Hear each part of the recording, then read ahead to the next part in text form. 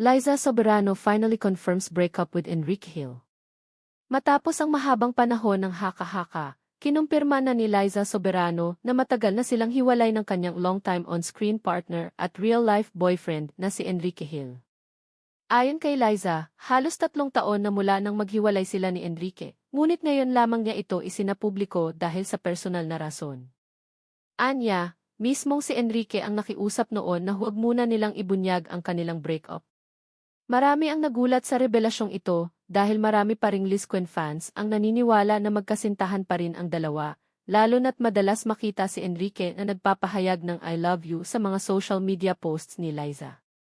Ngunit sa wakas, tinuldukan na mismo ng aktres ang matagal ng usap-usapan.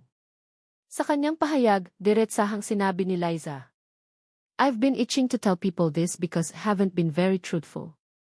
Quen hasn't been very truthful. Quen and I broke up.